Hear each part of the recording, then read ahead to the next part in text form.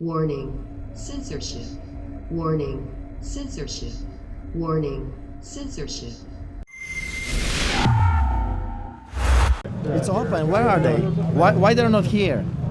This is such a hypocrisy that they have been hunting me for months to walk in. Well, it's open. Walk in and inspect if that's what you want. Where are they?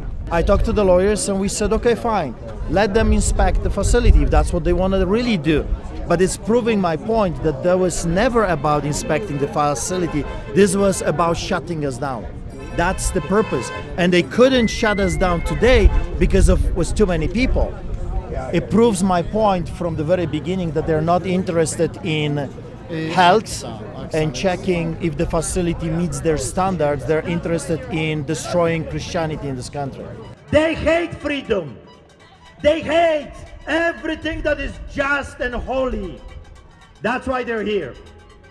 But we're not going to give more attention to the hyenas. We eat hyenas for breakfast.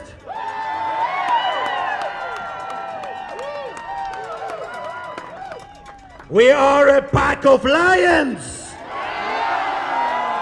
Well, you might recognize that face. You certainly recognize that voice. That's our friend, Pastor Artur Pawlowski.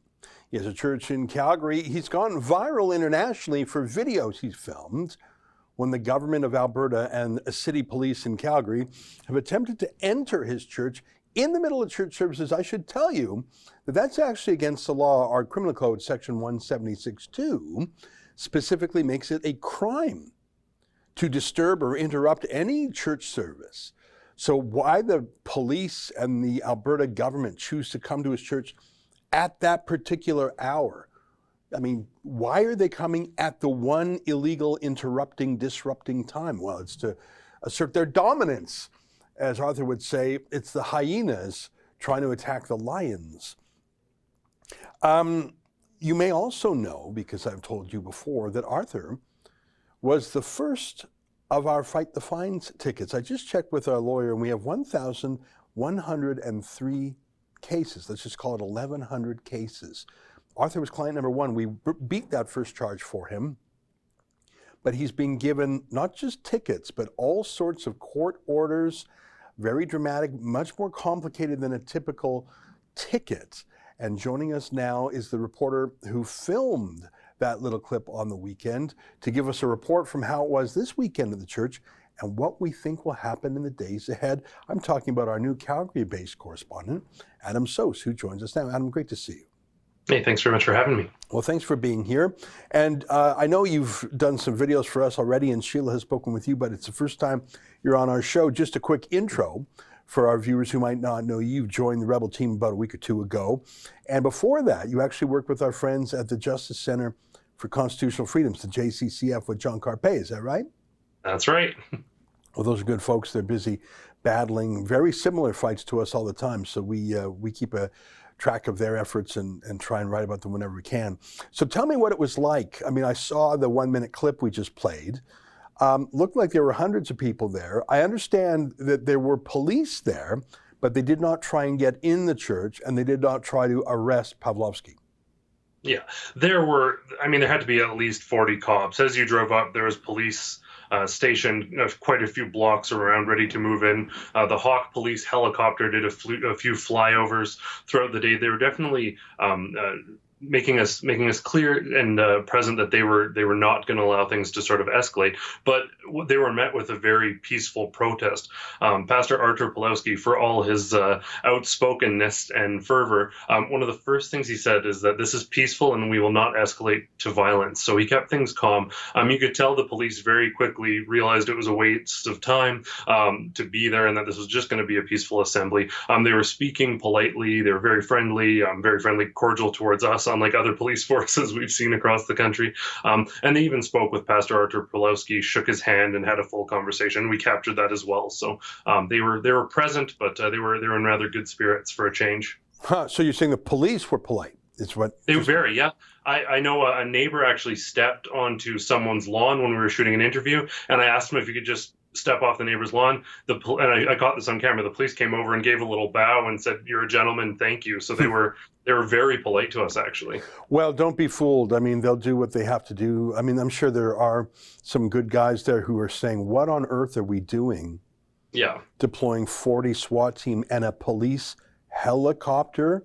I mean, if you're raiding a Hells Angels biker gang and you're worried someone's going to sneak out the back, you deploy the helicopter. If you're some highway chase, you need a helicopter to make sure you don't get lost. You deploy a police helicopter. And did you say 40 cops? 40? Probably some. I mean, there. I noticed at least probably 12 police vehicles. There was a large police van. There was unmarked vehicles. Like they had the big paddy wagon in case they have to haul a bunch of people away. There was a significant force out. So there was a show of force. But again, they were met with nice, positive Christians who just want to go out to the street and feed people and worship in peace. So immediately they realized that there's no real need for this. But they were certainly not shying away from the show of force. Yeah, well, you know, I've been following Artur Pawlowski for about a decade. I remember first doing a story about him way back at Sun News.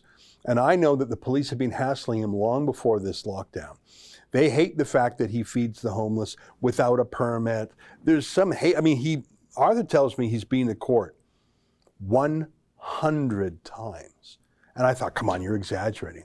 No, he actually has. So I think the fact that we're crowdfunding a lawyer for him, I think that might even be new. I think he has had some lawyers before, but we're really trying to help him here. Now you have found out that his freedoms are probably going to come to an end in 4 days. Tell me why you think that.